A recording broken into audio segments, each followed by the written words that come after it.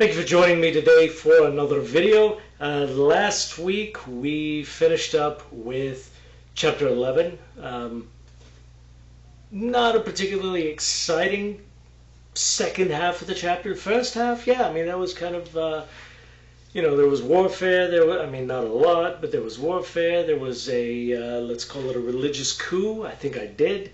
It was in general a little bit exciting at the beginning.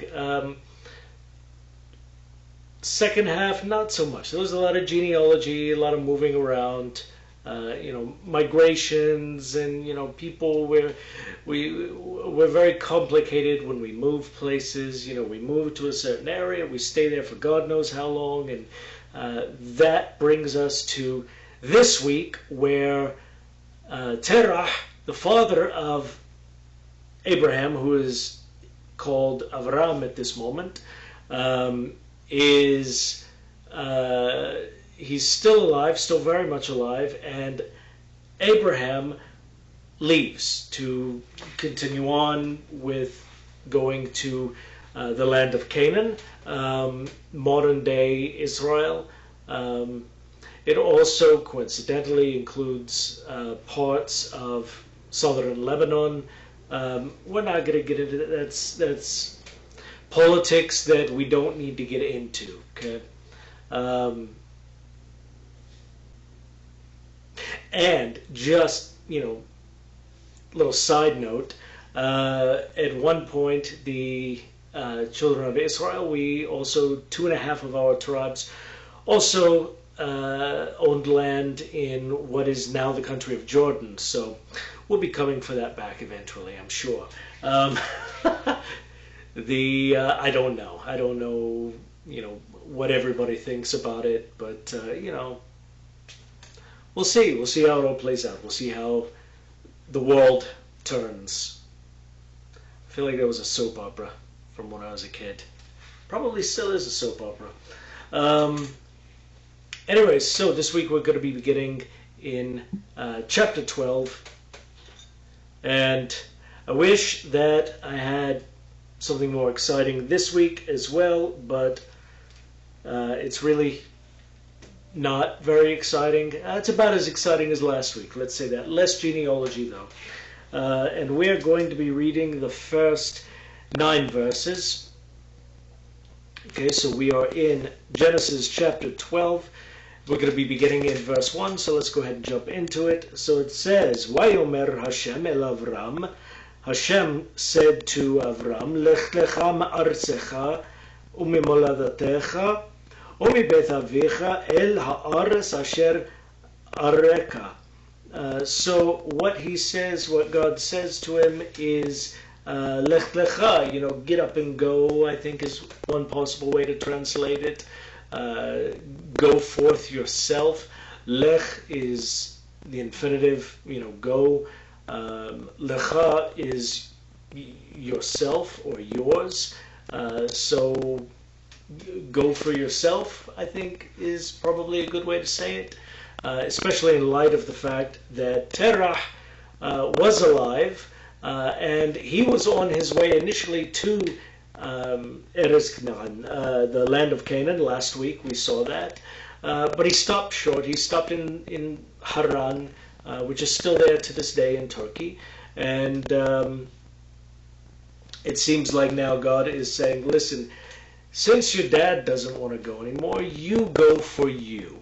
Okay, that's what I gather. So go for yourself, let's say, from your land and from your birthplace and from the house of your father to the land that I will show you. Notice how he never actually tells Abraham, he never really says, listen, Canaan, that's your final destination. He just says, listen, go walking in the direction of Canaan, and when you get to where you're going, okay, so then I'll stop you. I'll show it to you. I'll show you the world. I'm remembering the song from Aladdin, back in the 90s. Those of you that are old enough probably also remember that.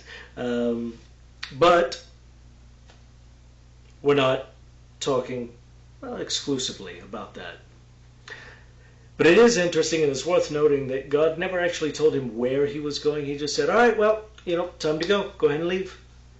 And I'm sure Abraham was just like, where? Like, what am I supposed to, what about my job? What about, I have a nice life here. I have a nice, but we're not told if he did. I assume that there was an internal struggle, but,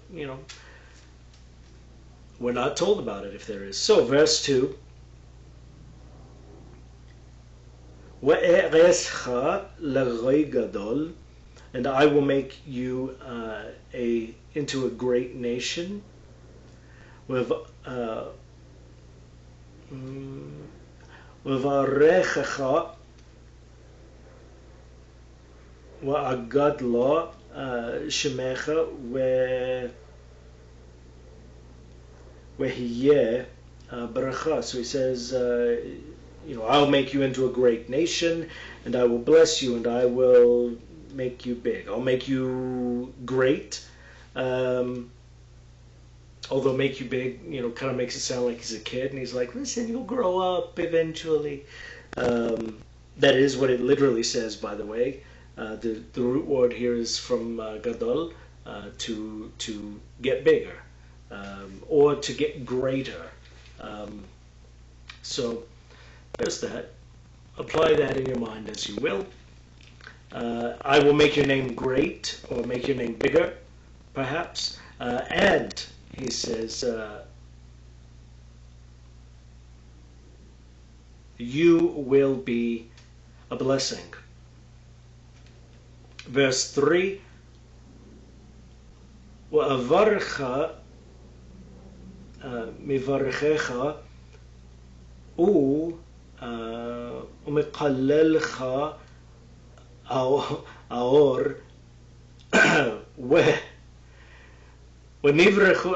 it's I don't mean to laugh, it's not funny, but it kind of is a little bit as well. He's like, listen, just go, and, listen, I'm going to bless you, I'm going to make your name great, and anyone who blesses you, they'll also be good, but anyone who curses, but I haven't finished the verse yet, so give me a second to finish that. So impatient today. وَنِفْرَخُ بَخَا,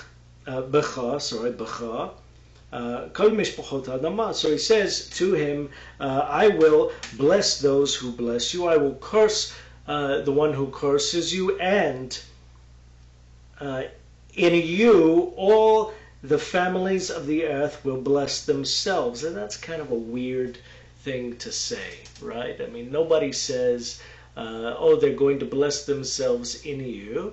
It just, it's just kind of a weird thing to say. I have an opinion about what it means, and we'll get into that in a bit. Perhaps. I don't know, I haven't decided yet. What verse was I on? Verse 4. Vayelech Avram, so Avram went. Ka'asher diber Eloha Hashem, as Hashem said to him. Eloha Hashem. Vayelech ito, and also with him went Lot, his nephew Lot, Avram ben Hamash Shanim V'shiv'im Shana Beseto Meharan. So it says that Avram, he went like Hashem told him, and Lot went with him, his nephew went with him, and Abraham, it says that he was ben chamesh shanim, he had 5 years, with shiv'im shana, and 70 years, with 75, besetho meharan, at his, I'm going to use this word anyway, at his exodus from Haran. The word applies, okay? But, it's not the exodus, it's an exodus, okay? This is when he left from Haran, when he departed from Haran. That's probably a better way to say it, when he departed from Haran. Verse 5, وَيِقَحْ Avram et Sarai ishto, and Avram, he took Sarai his wife, with Lot ben Achiu, and Lot his brother's son, ואת כל רכושם אשר רכשו את הנפש אשר עשו הרן ויעשו ללכת ארצה כנען ויבואו ארצה כנען. And so it says here that Abraham took his wife Sarai and Lot his brother's son, his nephew, for those of you keeping track in English, and all the let's say wealth that they had amassed, that they'd all of their possessions, right? That they possessed, all of their, whatever wealth was back then, land, animals, gold, silver, that sort of a thing. Whatever it was, they took it with them, and find my spot, and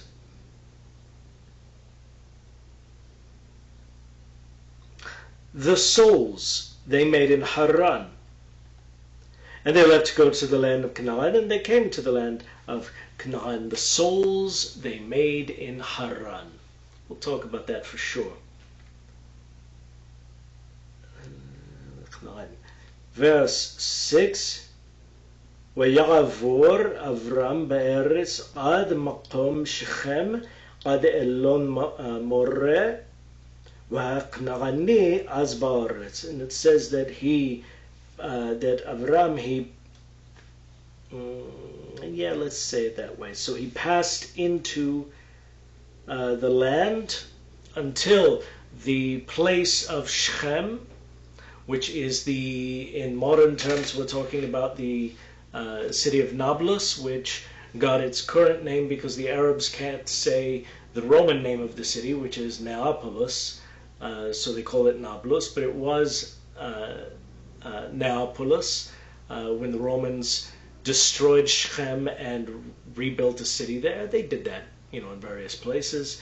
But this is the city of Shechem. This is between the mountains Ereval and Gerizim in the land of Israel.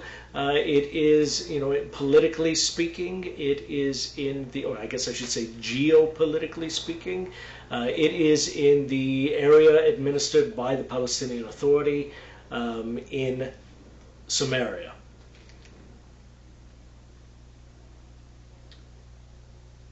Now I gotta figure out where I was, man. Until the place of Shechem, until the, how does this one translate it? The plain of Moreh. Okay, so plain works. The tree of Moreh also works. We'll go with plain. I'm going to trust these guys on that one. Until the plain of Moreh, and it says, and the Canaanite was in the land. So the Canaanite at that time was in the land. In fact, Hakna'ani Az Ba'aretz. At that time, the Canaanite was in the land, it says.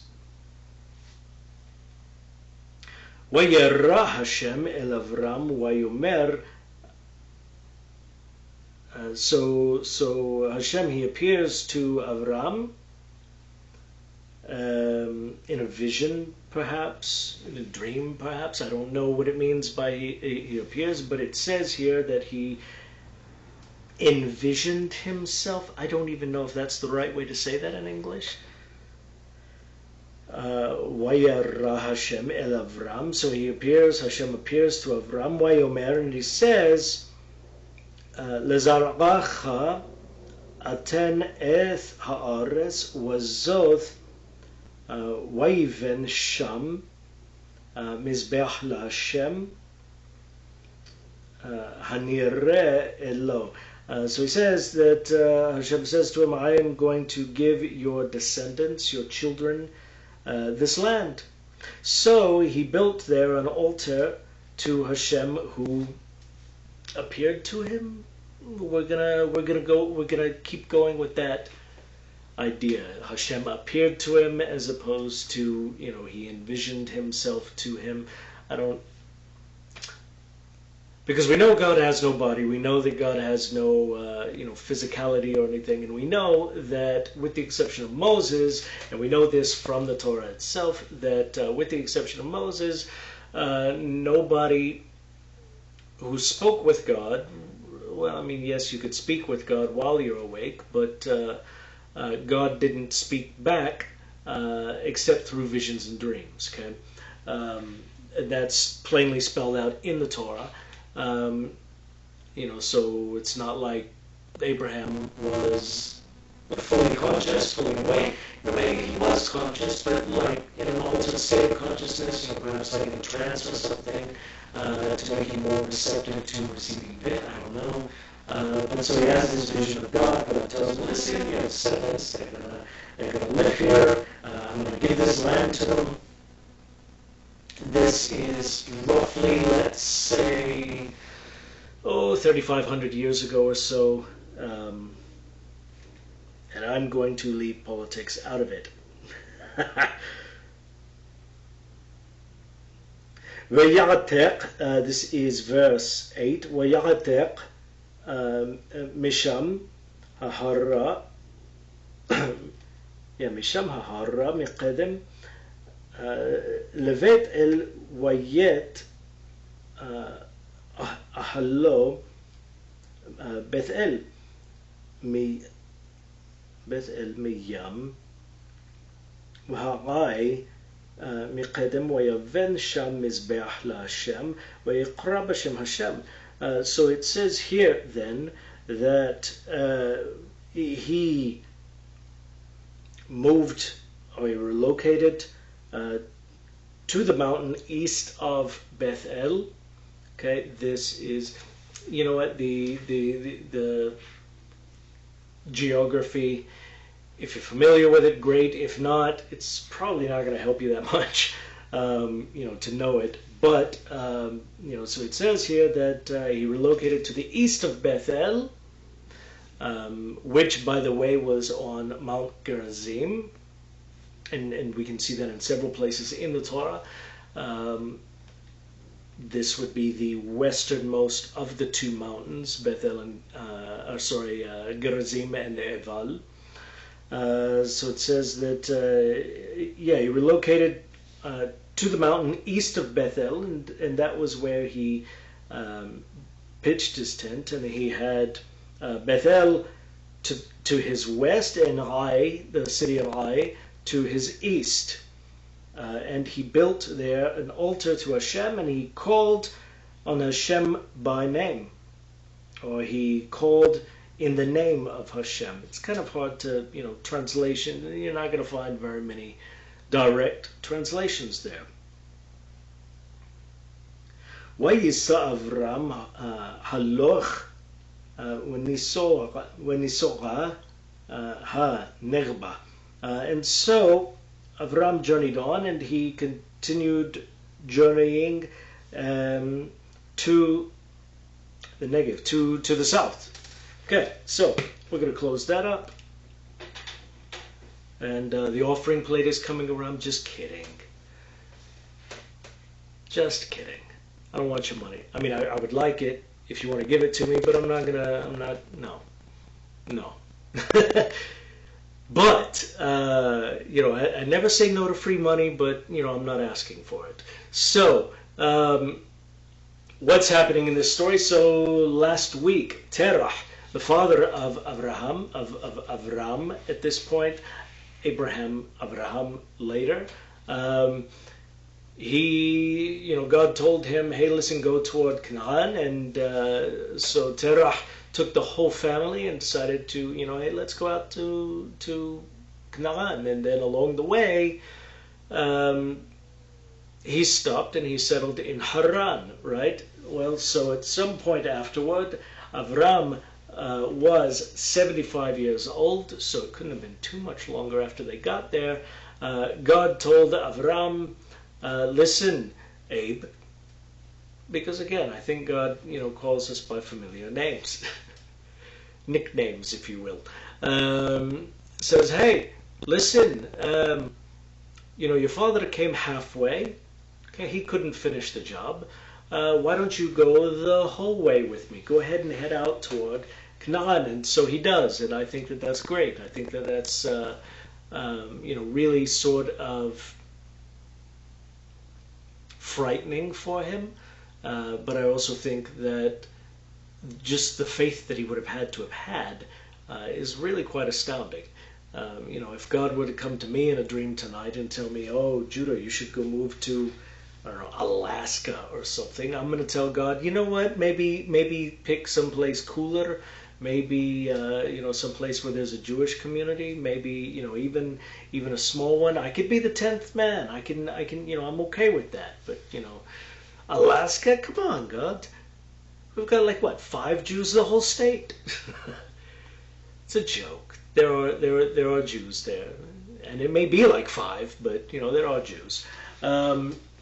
But, point is, how many of us, if God were to tell us tonight to move to a completely different country or even a very distant region of our own country, and he says, just get up and go, time to go, let's do this, how many of us would actually be like, yeah, God, that is a great idea. Let me just pack my stuff. Who says that? Who does that? Abraham. That's who does that. Okay, and that, I think, made him a great individual. I'm not going to say a great leader because, what did he lead at this point? His family, slaves, servants, whatever else was going on there. Maybe he had an extended family. Well, we know he had an extended family that was with him, but maybe I'm assuming that they probably went with, let's say, anywhere in the neighborhood of, let's say 50 to 100 people. Right? This is, he's not moving there with just his immediate family. No, he's coming with a small tribe, a small clan. And that really is something to be able to just uproot that many people and just sort of go because God said so. Okay, let's be honest. Nobody's going to do that today. And if they do, they're probably a little strange in the first place. Back then, I don't know, maybe God used some sort of other means to tell him, listen, now's the time to go. You remember that whole incident with the idol from before? Yeah, it's going to happen here if you don't just go. Same thing I've been telling Jews forever. America, Australia, Canada, England, Russia, Europe, Africa, South America, not our home. It's not where we're from. And the people there, frankly, don't like us. So, if people who don't like us are going to try to kill us, the least we could do is go home and let them kill us there, right? That's half joking. But the least we could do, if they're going to hate us anyway, let them hate us from a distance, It's my 2 cents worth on that. But just the enormity of the faith of Abraham. It really is very inspiring. Because on a very serious note, I don't know that I would be able to do the same thing. I jokingly said earlier that oh no, for sure no. But, in all seriousness, I don't know that I would have the same faith, to do the same thing. I guess we'll see. If eventually it happens, great. If, it doesn't happen, okay. Also great, but, we'll see how it goes. Just look at this. So they leave, they take everything that they have. They take Lot, Abraham's nephew, I think it's a really interesting detail that the Torah tells us that he took his wife. Like, do you really expect me to believe he's going to leave his wife behind? I mean, like, why would you have to tell me that? There has to be a reason for it. I don't know what the reason is, but I can't imagine that anyone would expect, leave him to leave his wife. I just can't. No, I can actually, because in the days of Ezra, the Kohen, there was a similar situation. Maybe we'll talk about that some other time. I just don't feel like I should take time for that right now. So they took, this is very interesting, so they took all their wealth and the souls they made in Haran. So what is that, the souls they made in Haran? Well, briefly alluded to it before, back when we were discussing the creation of Adam and Eve. Briefly alluded to it, meaning he didn't literally make these people, okay? Abraham is not like a magician, he's not a sorcerer, okay? He's not going around just making the souls just because today is Tuesday. It's not, by the way, but that's not irrelevant. Definitely not relevant what day it is. But, not to the story anyway. But, these souls that he created, or that he made, it's not referring to their literal physical or, I guess, spiritual creation as much as it is their spiritual transformation. Remember, this is a guy who tradition tells us destroyed an entire warehouse full of idols, except for one. Okay, got to give him credit for leaving one. But like the Three Stooges being led into a warehouse full of stuff, but I saved this one, Oh, that'd be funny to see. Why didn't they make that episode of the Three Stooges, right? But in doing so, in defying, let's say, the local religious norm of what at that time was polytheism, or perhaps henotheism, the belief that other gods may exist, but really we only worship one, that sort of a thing, which I assume was very likely what he believed. But the fact that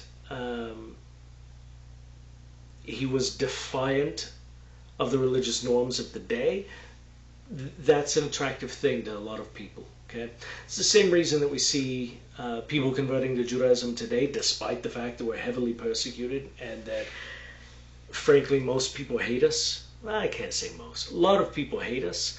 But we've still got people converting to Judaism, knowing good and well that doing so could very well cost them their lives. They're still converting. Why? Because, anyone who is brave enough to defy the religious norm of any given society, well, maybe that's somebody worth following. And so there were people who followed him as well. These are the souls that he created. These are, we'll call them converts, okay? Just use modern terminology, we'll call them converts. Not to Judaism, but to monotheism, okay? What eventually happened to them? Well, we don't know. No, I take that back. We know that one of them had a son called Ishmael by Abraham. That's a fun story. We'll get to that one eventually. And he eventually became the father of a number of different tribes in the immediate region of southern Israel and modern-day Jordan, perhaps even far down into what is now Saudi Arabia. In fact, according to Islam, Muhammad, the founder of Islam, was the not the, but a descendant of Ishmael. Was he not? I don't know. I wasn't there for every generation being born, but that's the tradition, and it seems reasonable. Okay, it seems very likely, in my opinion. So these are all the souls that converted to monotheism, and they didn't necessarily stay with him. Perhaps after he died, his son took over. Perhaps a lot of them left. Perhaps a lot of them stayed. I don't know. There are a lot of details that are left out. I would imagine that if Isaac, Abraham's son, was half as convincing as Abraham was, then they probably stuck around, I mean, after all, he grew up with a lot of them, right? So they probably stuck around. They probably eventually intermarried into Abraham's family. That, in my opinion, that seems very likely as well. We know that there are 12 tribes of Israel. What we don't really talk about very much is we have always been kind of a diverse group. Things at one point were a lot less written in stone, no pun intended there, than they are now, in terms of who could join us and who could not, who we could marry back then, who we can't marry, versus who we can and can't marry today. Times were different. This is before the Torah. So we've always had kind of a diverse background.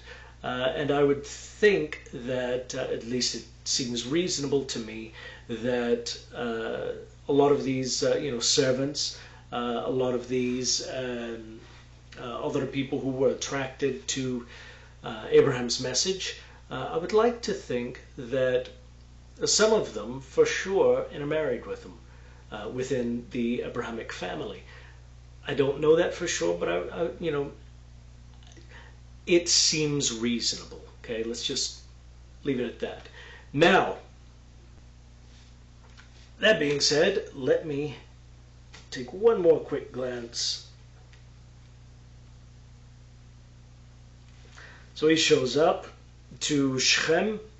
God says, listen, I'm going to give your descendants this land. And Abraham says, okay, well, I'm going to go on that mountain right there, and I'm going to build an altar for you. And he did. Right, climbs up Mount Gerizim, builds an altar there, and he stationed the altar between Bethel, what would eventually become Bethel, the place, the house of God, as it would later be called, and Ai, the city of Ai, which was on the east of him toward Jordan, the modern country of Jordan. Right? So, from there,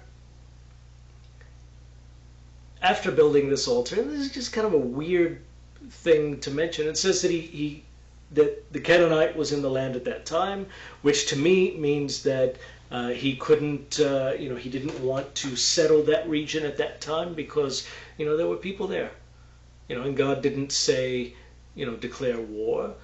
And these people, their religious beliefs and their culture were completely and totally incompatible with Abraham's religious beliefs and culture. And so he said, you know what, I'll just, I'm just going to stay in the land, but, let's go south. And so he kept going south, eventually settled in Beersheba, which is still there to this day. And it's very hot there. It's a very dry area. And I say that because it introduces, not next week, but eventually, it introduces why there was so much contention over wells in the region. So that being said, I'm done. That's all I got for this week. Just wanted to go ahead and get a look at Abraham's travel to the land of Canaan, his coming to Shechem, coming to Mount Gerizim, being blessed, God telling him, listen, I'm going to give this land over to your descendants. Anyone who blesses you, I'm going to bless. Anyone who curses you, I'm going to curse. And then Abraham from there just moved to a different part of the country. Because maybe he had a dream. I don't know. There are a lot of I don't knows in this, because, like, why did he continue moving southward? Well, I mean, there are a couple of reasonable possibilities, but ultimately we don't know. Perhaps God told him to, perhaps he didn't. We just, there are some things that we just have to accept as this is just how it happened. Here are some reasons why it probably happened, but this is just what happened. So I'm done. So until next time. Shalom.